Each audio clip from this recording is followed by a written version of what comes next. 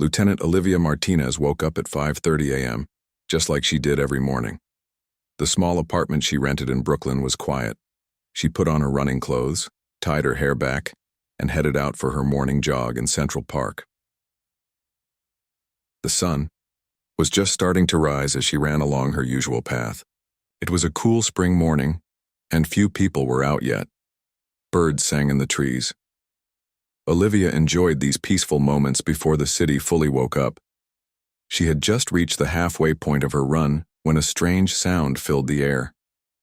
It was a deep hum that seemed to come from everywhere at once. Olivia stopped and looked up. The sky above Central Park was changing. A patch of blue morning sky darkened, then seemed to split open. Through this opening came a ship.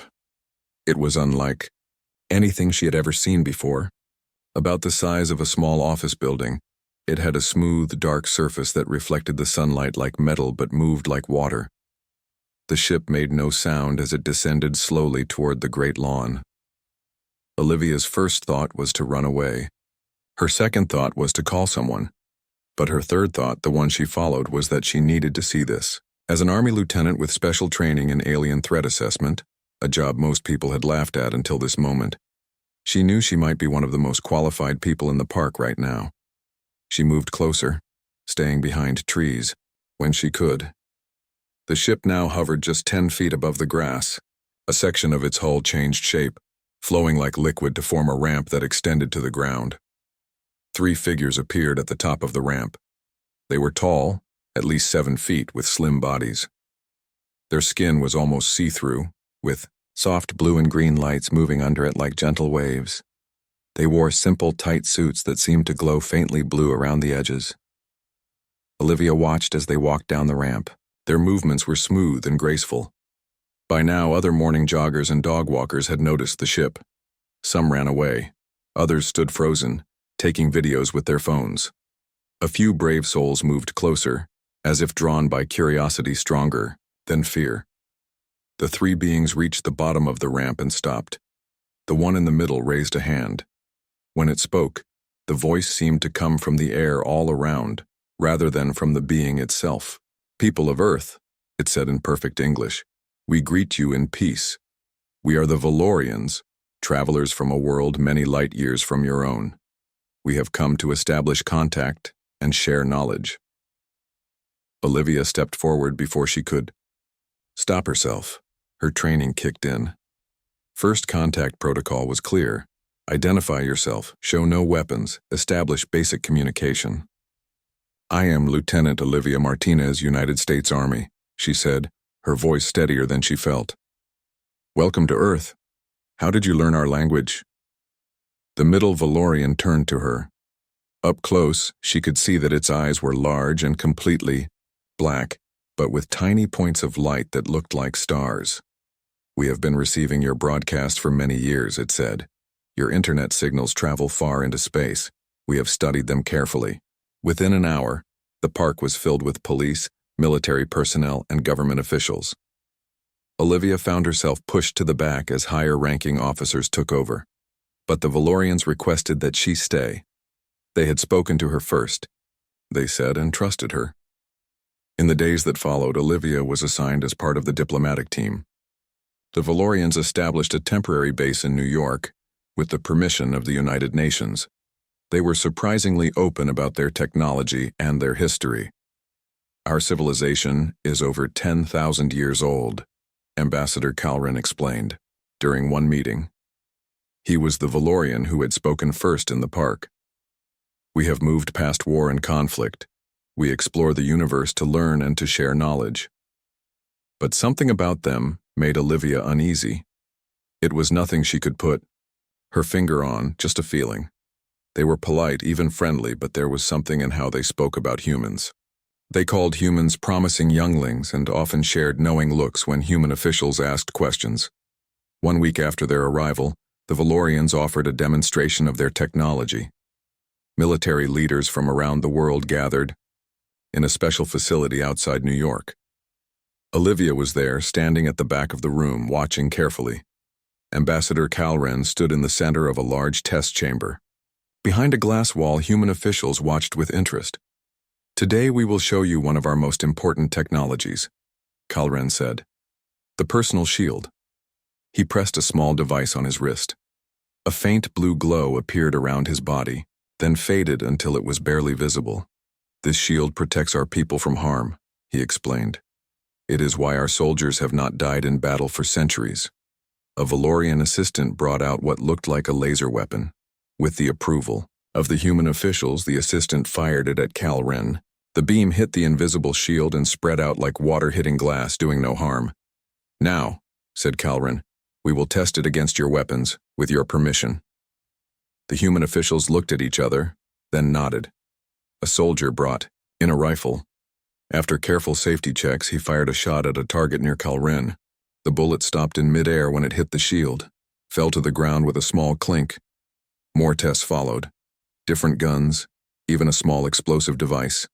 Nothing passed through the shield. "Our shield technology can stop any projectile, any energy weapon your species has developed," Kalren said proudly. "This is just one example of what we can share with humanity as friends." The officials were impressed. Talks of alliance and technology sharing began immediately. But Olivia noticed something odd during the tests. The Valorians carefully controlled every aspect of the demonstration. They specified exactly what weapons could be used, how far away they should be fired from, even the angle of attack. When one general asked if they could try a different type of weapon not on the approved list, the Valorians politely but firmly refused. "We must be careful," they said. "Some of your weapons might damage this facility if the shield reflects them incorrectly." Later that evening, Olivia sat in her small office reviewing recordings of the demonstration. She couldn't shake the feeling that something was off. Valorians were sharing amazing technology, yes, but they were also very careful about what they shared and how they shared it. "They're hiding something," she murmured to herself. But what? She had no answers yet. But as Earth rushed to embrace its new alien allies, Olivia Martinez promised herself she would keep watching, keep questioning. Because if there was one thing her years in military intelligence had taught her, it was that when something seemed too good to be true, it usually was. 6 months had passed since the Valorians arrived on Earth. Their main compound now stood where part of Central Park used to be. Tall buildings with smooth, curved walls glowed softly in the night. Many people still came to stare at them in wonder. Detective Alan Rodriguez pulled his coat tighter against the cold November wind. At 52, he had spent nearly 30 years with the NYPD. Now he found himself assigned to a joint human-Valorian security team. The world had changed so fast. "Cold night, isn't it?" said a voice beside him. Alan turned to see Zev, one of the lower-ranking Valorians he had come to know over the past few months. Unlike the leaders, who kept their distance from humans, Zev seemed genuinely interested in Earth and its people. "Colder than usual for November," Alan replied. "How do you handle it? Your world is warmer than ours, right?" Zev's skin flickered with blue patterns. What Alan had learned was the Valorian version of a smile. "Our suits adjust to the temperature," he said. "But yes, our homeworld has a more stable climate. Had, I should say." Alan noticed the slip. "Had?" Zev looked around, then spoke more quietly. "Walk with me. Our shift is almost over." They walked away from the compound toward a small coffee shop that stayed open late. Inside, the warmth was welcome. The owner knew Alan and nodded to him but looked nervously at Zev. Even after 6 months, many people were still not comfortable around the aliens. Once they had their drinks, coffee for Alan, hot water with honey for Zev, they sat in a corner, where they could talk privately. "What did you mean back there?" Alan asked. "About your world?" Zev's inner lights dimmed slightly. "We have not been fully honest with your people," he said. "We are not explorers, we are refugees." Alan set down his coffee. "Refugees? From what?" "There are others out there, a species we call the Korvan. They destroyed our homeworld nearly 50 years ago. We have been running ever since." Alan let this sink in. "And your leaders didn't think this was important to mention to us?" They feared your people would reject us if you knew we brought danger with us, Zev said. But there is more. Earth was not chosen randomly. Our leaders selected your world as... He paused, searching for the right words. As a buffer zone. A what? A place to slow down our enemy while our main fleet escapes to our colony worlds, Zev said, his voice barely above a whisper. I do not agree with this plan, that is why I am telling you. Alan stared at him, trying to process what he was hearing. You're saying we're being set up? As what? Some kind of sacrifice?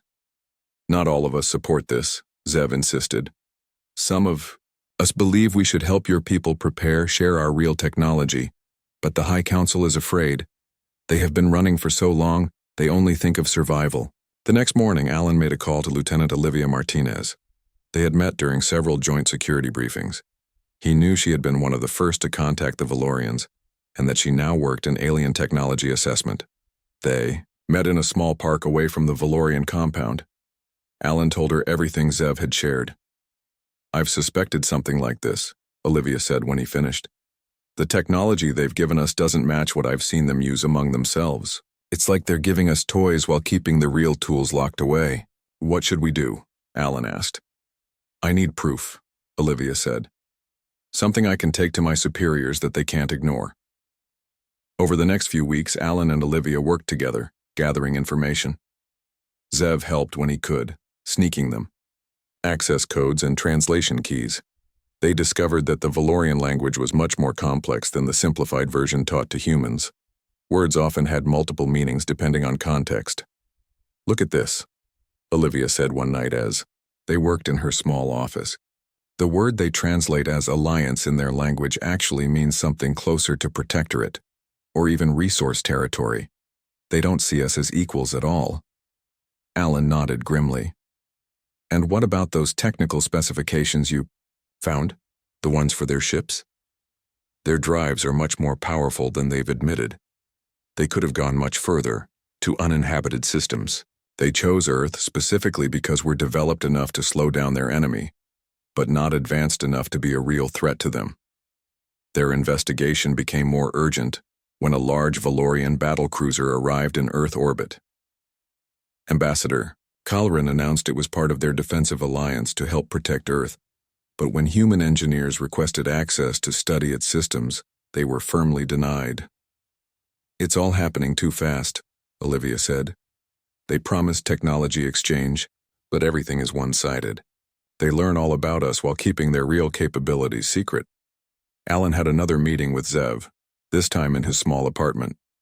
The Valorian seemed more nervous than usual. Time is running out, Zev said. I have heard rumors among our military. The enemy fleet has been detected at the edge of your solar system. They will be here within weeks, not months, as our leaders claimed. And what happens then? Our people will evacuate. Only a small force will remain, enough to make the Corvin believe this is our main base. While they attack Earth, our main fleet will escape to the colony worlds. Alan felt cold anger building inside him. How many of your people know about this plan? Most do not. Many would oppose it if they knew. We have lost much, but not our honor. Not all of us. The next day, Earth's long-range satellites detected what the Valorians had been hiding. A massive fleet of ships heading toward the solar system. Panic spread as the news broke. People demanded answers. In an emergency meeting at the United Nations, Ambassador Kalrin finally revealed part of the truth, that they were fleeing from an enemy, but he insisted the Valorians would stand with Earth to fight the coming threat. After the meeting, Olivia used her security clearance to access the Valorian Communication Center. What she found confirmed their worst fears. Orders had already been sent to begin evacuating key Valorian personnel and technology. Earth was indeed meant to be a sacrifice. As she downloaded the evidence to a secure drive, alarms began to sound throughout the compound. The evacuation had begun, and with it, the betrayal of humanity. Olivia quickly called Alan. It's happening now, she said. Get to the compound if you can. I need help securing the technical database before they wipe it. It might be our only hope of fighting back. As she ended the call, she saw Valorian guards activating their personal shields. The blue glow surrounded them as they moved through the compound, destroying data terminals and removing critical technology. The trap was closing, and Earth had precious little time to prepare for what was coming. Riots broke out in major cities around the world. People who had welcomed the Valorians now felt betrayed. The truth spread quickly. Earth was being used as bait. Alan Rodriguez pushed his way through crowds near the Valorian compound. Police and military tried to keep order, but fear made people desperate. He flashed his badge at a checkpoint and was let through. Inside the compound, the scene was chaos. Valorians rushed to gather their equipment. Some smashed computers and burned documents. Alan kept his head down and moved deeper into the complex looking for Olivia. He found her in a large room filled with computer servers. She was copying files onto a small drive as fast as she could. "They're wiping everything," she said without looking up. "All the technical data, weapons specs, star charts. If we don't save some of it now, we'll have nothing to work with when the Corvins arrive." "How much longer?" Alan asked, glancing nervously at the door. 2 minutes, Olivia said. "Keep watch." Alan drew his service pistol, a standard 9mm he had carried for 20 years on the force. It felt small in his hand now, almost silly compared to the advanced weapons he had seen the Valorians use. But it was familiar and reliable. He heard footsteps in the hallway. 3 Valorian guards appeared in the doorway. Their skin flickered with angry red and orange patterns. Each wore a thin belt around their waist, the source of their personal shields. "Humans are not permitted in this area," the lead guard said. He activated his shield. The familiar blue glow surrounded him. The other 2 did the same. "We're leaving, now," Alan said, trying to sound calm. "Official business. Check with Zev if you want." "Zev has been detained for treason," the guard said. His hand moved to a small device on his belt, a Valorian weapon. "Step away from the data terminals." Olivia kept working, her fingers flying over the keyboard. Alan moved to put himself between her and the guards. "1 minute," Olivia whispered. The lead guard raised his weapon. "This is your final warning." Alan knew they had no choice. If they left now, Earth would face the coming threat with no information, no advantage at all. He raised his pistol. "Drop your weapon," the guard ordered. "Your primitive gun cannot harm us through our shields. You have seen the demonstrations." Alan hesitated. It was true. He had seen the demonstrations. The Valorian shields had stopped bullets easily. But he had also seen how carefully controlled those demonstrations had been. The guard stepped forward. Alan had no more time to think. He squeezed the trigger. The sound of the gunshot was deafening in the enclosed space. What happened next seemed to unfold in slow motion. The bullet struck the guard's shield, but instead of stopping or falling to the ground, it passed straight through. The guard staggered backward, blue liquid seeping from a wound in his shoulder. For a moment, everyone froze in shock. The Valorians stared at their wounded comrade with disbelief. Their shields had never failed before. Alan recovered first. He fired again, aiming at the second guard. Again, the bullet passed through the shield as if it wasn't there. The third guard turned to run. Alan fired once more, hitting him in the leg. All 3 Valorians were now down, their shields glowing uselessly around them. "Done!" Olivia shouted, pulling the drive from the computer. "Let's go!" They ran from the room, stepping over the wounded guards. Alarms blared throughout the compound. "What just happened?" Olivia asked as they ran down a hallway. "Their shields didn't work." "I don't know," Alan said, "but we need to tell everyone." They reached a side exit and slipped out into the streets of New York. The city was in chaos.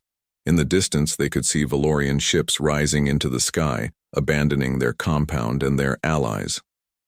Alan and Olivia made their way to a military checkpoint several blocks away. Soldiers were trying to maintain order as frightened civilians demanded answers. "I need to speak to your commanding officer," Olivia said, showing her military ID. "Now, it's about the Valorian shields." They were taken to a temporary command post set up in a hotel. Colonel Frank Miller looked up from a map as they entered. "Lieutenant Martinez," he said. "I hope you have good news because we're short on that. Today, Olivia placed the data drive on the table. We have technical specifications, military codes, and star charts, but that's not the most important thing. She nodded to Alan, who stepped forward. Sir, their shields don't stop bullets. Colonel Miller looked skeptical. We've all seen the demonstrations. Their shields stop everything. The demonstrations were rigged, Alan said. I shot 3 of them less than 10 minutes ago. My regular service pistol went right through their shields. The colonel looked from Alan to Olivia, then called over a technical officer. Explain. Olivia connected the drive to a computer. I think I understand now. Look at these specs for their shield technology. The screen showed complex diagrams and equations. Olivia pointed to one section. Their shields are designed to stop high-energy weapons, lasers, plasma, particle beams. That's what they use, and what their enemies use. They're also effective against high-velocity projectiles like railguns or Gauss weapons. But not regular. Bullets? The colonel asked. A chemical propellant pushing a metal slug. It's too low-tech, too simple, Alan said. Their shields are tuned for advanced weapons, not primitive ones like ours. Colonel Miller stood up straighter. Are you saying that our outdated weapons might be our best defense against them? Yes, Olivia said. And not just against the Valorians. If the Corvins use similar technology. The colonel turned to his communications officer. Get me the Joint Chiefs, now. And send this information to every military base, every police department. He looked back at Alan and Olivia. If you're right about this, you just gave us a fighting chance. Word spread quickly. Around the world, armies that had been scrambling to adapt Valorian energy weapons returned to their conventional arsenals. Simple firearms, pistols, rifles, shotguns were distributed to defense forces. As the last Valorian ships lifted off from Earth, Ambassador Kalren addressed the United Nations one final time via video link. Your world has no hope against the Corvins, he said. They will arrive within days. We regret that we could not save everyone, but survival requires sacrifice. The UN Secretary-General leaned toward his microphone. We've discovered something interesting about your shields, Ambassador. It seems they have a significant weakness. Kalren's face showed no emotion, but the patterns on his skin flashed rapidly, a sign of alarm. That is impossible. Your shields cannot stop our bullets, the Secretary-General said. Your warriors are already falling to our primitive weapons.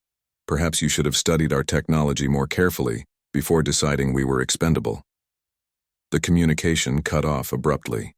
Earth was on its own now, preparing for the arrival of the Corvin fleet. But for the first time since learning the truth, there was hope. As night fell, Alan and Olivia stood on the roof of the command center, watching the stars. Somewhere up there, the enemy was coming. But now they knew. Even the most advanced technology could have a simple weakness. Sometimes being primitive had unexpected advantages. Do you think we have a chance? Olivia asked. Alan checked his pistol, making sure it was loaded. More than they think we do. The news about the Valorian shield spread across the world within hours. People who had been panicking now felt a spark of hope. Governments rushed to organize their defenses, focusing on traditional firearms rather than the high-tech weapons they had been developing. Olivia Martinez stood in a large conference room at the Pentagon. Military leaders from around the world joined by video call. On screens around the room, they could see the Corvin fleet approaching. Earth's long-range satellites showed hundreds of ships, far more than the Valorians had ever admitted to. We have 48 hours at most, General Laura Wood said, pointing to a map of the solar system. Our best guess is that they will target major cities first, following the Valorian evacuation patterns. What about the Valorians who stayed behind? Someone asked. Most of their ships have left, Olivia said. But we estimate about 500 Valorians are still on Earth, mainly at their New York compound. Some may be trapped. Others, like their security forces, were left behind on purpose. Alan Rodriguez sat at the back of the room. He wasn't military, just a police detective who happened to make a crucial discovery. yet somehow he had become important to Earth's defense planning. "Detective Rodriguez," General Wood said, "you were the first to discover the shield weakness. What else can you tell us?" Alan stood up. "The Valorians rely completely on their technology. Without their shields, they're actually quite vulnerable. Their bodies are less dense than ours, more fragile, and they aren't used to fighting without their technological advantages." "What about this Valorian you mentioned? The one who helped you?" "Zev," Alan said. "He was arrested by his own people for warning us. I don't know if he's still alive." The meeting continued with plans made for ground defense, but everyone knew the real danger was from space. The Corvan ships could simply bombard Earth from orbit, and there was little they could do about it. As the meeting ended, a young scientist named Dr. Victoria Winters approached Olivia. "Lieutenant Martinez, I've been studying the data you recovered," she said. "I found something interesting about the Valorian communication systems." Olivia followed her to a lab where several scientists worked at computers. Dr. Winters pulled up complex diagrams on a screen. "The Valorians use quantum entanglement for instantaneous communication across space," she explained. "But the system also connects to their targeting computers and weapon systems." "And?" Olivia asked, not seeing the point. "And I think we can use it against the Corvans," Dr. Winters said. "If we can access the abandoned Valorian battlecruiser in orbit, we might be able to modify its communication array to disrupt the Corvan targeting systems." "You want to hack their weapons?" Dr. Winters nodded. "Temporarily blind them, yes. Long enough for us to hit them with everything we've got." Olivia thought about it. The cruiser was left with a skeleton crew, mostly security forces. "With shields that don't stop bullets," Dr. Winters reminded her. Olivia took the idea to General Wood, who approved a desperate mission. A small team would take one of the few spacecraft Earth had capable of reaching orbit, a military spaceplane designed for satellite repair, and attempt to board the Valorian cruiser. 12 hours later, Olivia led a team of 6 soldiers, and Dr. Winters toward the abandoned Valorian ship. Alan had insisted on coming too. His knowledge of Valorian security protocols learned from Zev might be critical. "I'm too old for space travel," Alan said as they strapped into the spaceplane. Despite his joke, his hands were steady as he checked his weapons, a simple pistol and a shotgun. The flight to the Valorian cruiser took 2 hours. As they approached, they could see it floating silently in Earth orbit. Unlike human spacecraft, it had no visible thrusters or windows, just smooth, curved surfaces that reflected the stars. "No signs of activity," the pilot reported. "They may not even know we're coming." They docked at an emergency airlock that Alan had learned about from Zev. After cycling through, they entered the dark corridors of the alien ship. "Power is minimal," Dr. Winters whispered. "They must be running on emergency systems only." They moved carefully through the ship, following a map Alan had memorized. Twice they hid as Valorian guards floated past, their shields glowing softly in the darkness. Finally, they reached the communication center, a large circular room filled with strange equipment. Dr. Winters immediately went to work, connecting her computer to the Valorian systems. "This will take time," she said. "Keep watch." Olivia and the soldiers spread out, covering the entrances to the room. Alan stayed near Dr. Winters, ready to help with any security systems she encountered. "I need access to their main communication protocols," Dr. Winters said after several minutes. "There should be a control panel somewhere." Alan pointed to a wall panel marked with symbols. "Zev showed me something like this once. You need a Valorian to activate it. Their technology responds to their bioelectric signatures." As if on cue, the door to the communication center slid open. 4 Valorian guards floated in, their shields active and weapons drawn. "Intruders," one of them said. "Surrender or die." Olivia didn't hesitate. She fired her rifle at the lead guard. The bullet passed through his shield and struck him in the chest. The other soldiers opened fire as well. Within seconds, all 4 Valorians were down, their shields glowing uselessly around them. Alan moved quickly to one of the wounded guards. "We need them alive," he said, checking for a pulse in the alien's neck. "Their bioelectric signature." Remember, they dragged one of the less injured Valorians to the control panel. The alien, knowing he had no choice, placed his hand on the surface. Lights came on across the panel. Dr. Winters worked quickly, using the access to hack into the ship's systems. "I'm in," she said after several tense minutes. "Now I need to modify their transmission protocols." Alarms suddenly blared throughout the ship. On a large screen, they could see the Corvan fleet dropping out of faster-than-light travel at the edge of the solar system. Dozens of massive ships, far larger than anything the Valorians had brought to Earth. "They're early," Olivia said. "Dr. Winters?" "Almost there," she replied, her fingers flying over her keyboard. "The Corvans use a similar targeting system to the Valorians. If I can just... There!" The screen showed a pulse of energy emanating from the cruiser, spreading outward toward the Corvan fleet. "What did you do?" Alan asked. "I inverted their targeting frequencies," Dr. Winters explained. "For the next 20 minutes, their weapons systems will see everything backward. If they try to target Earth, they'll end up shooting at empty space. Or even their own ships." Olivia was already on the radio to Earth. "Corvan fleet has arrived, countermeasure deployed, launch everything now." Across Earth, nations had prepared their most powerful weapons, nuclear missiles, railguns, and even hastily modified Valorian technology. Now those weapons launched toward the incoming Corvan fleet. "Time to go," Olivia said. "This ship will be their first target once they realize what we've done." They rushed back to their spaceplane. As they detached from the Valorian cruiser, they could see the first missiles from Earth reaching the Corvan fleet. Explosions bloomed silently in space. Some Corvan ships tried to return fire, but as Dr. Winters had predicted, their weapons fired wildly, missing Earth completely, or hitting other ships in their own fleet.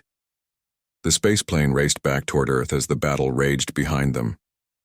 It wasn't a victory yet, not against such overwhelming numbers. But Earth had landed the first blow, and it was a powerful one. As they re-entered Earth's atmosphere, Alan looked back at the explosions in orbit. "We actually hurt them," he said with wonder in his voice. "And we're just getting started," Olivia replied. "They came expecting helpless prey. They found something else entirely."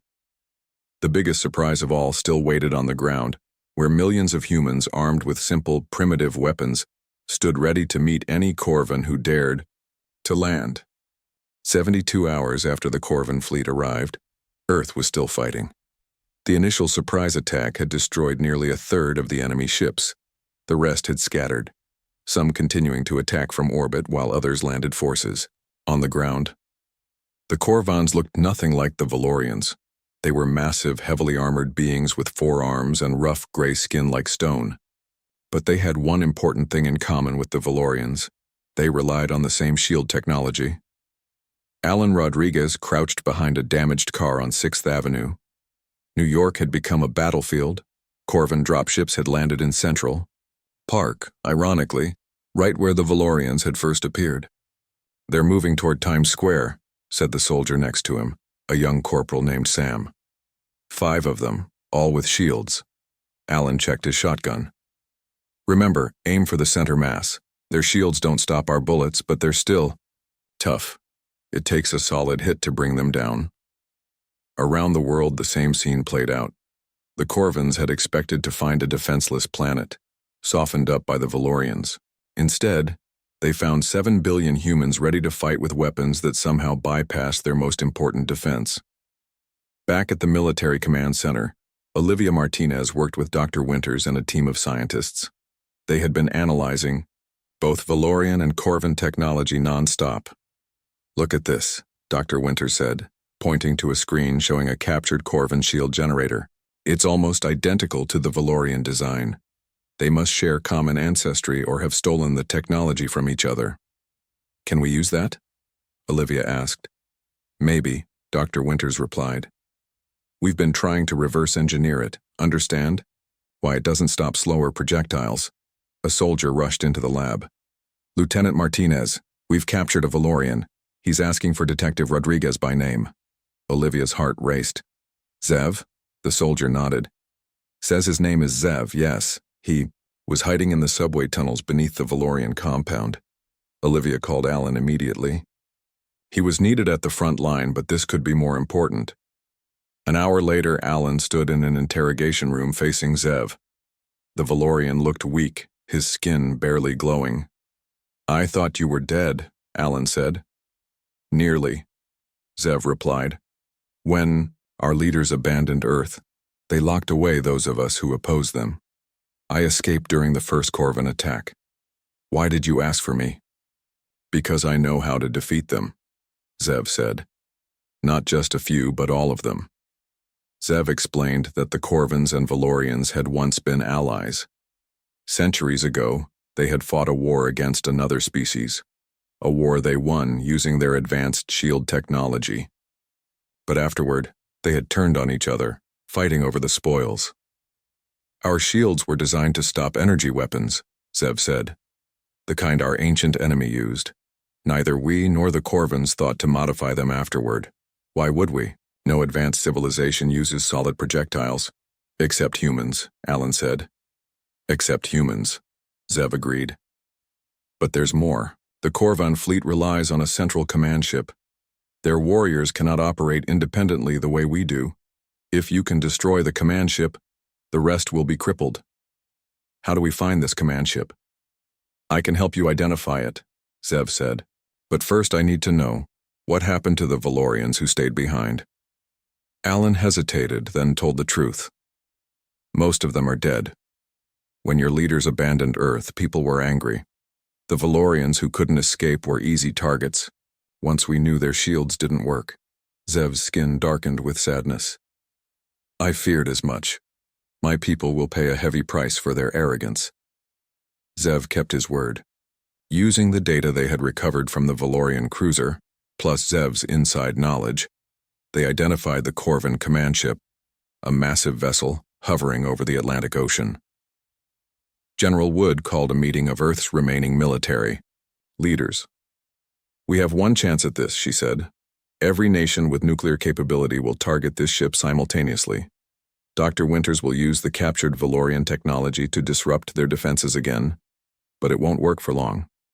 They've started to adapt." The plan was set.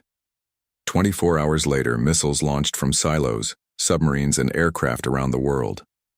At the same moment, Dr. Winters activated the modified Valorian transmitter. From his position on a rooftop in New York, Alan watched the sky light up with distant explosions.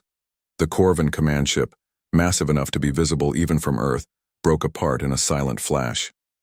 Almost immediately, the Corvan soldiers on the ground became disorganized. Some continued fighting, but others seemed confused, their movements erratic. "It's working," Olivia said over the radio. "Ground forces are reporting Corvans retreating to their ships." Over the next few days, the remaining Corvan ships began to pull away from Earth. Without central command, they couldn't maintain a coordinated attack. One by one, they jumped to faster than light speed, returning to their home system. 2 weeks after the battle ended, Alan and Olivia stood in what remained of Central Park. Cleanup crews worked to remove debris from alien ships. In the distance, construction had already begun to repair damaged buildings. "What happens now?" Alan asked. "We rebuild," Olivia said, "and we prepare. Both the Valorians and Corvans will remember what happened here. They'll adapt their shields eventually." "So will we," Alan said. "Zev has agreed to help our scientists understand space travel better. We won't be stuck in one solar system anymore." They walked through the park, past a crater where the first Valorian ship had landed.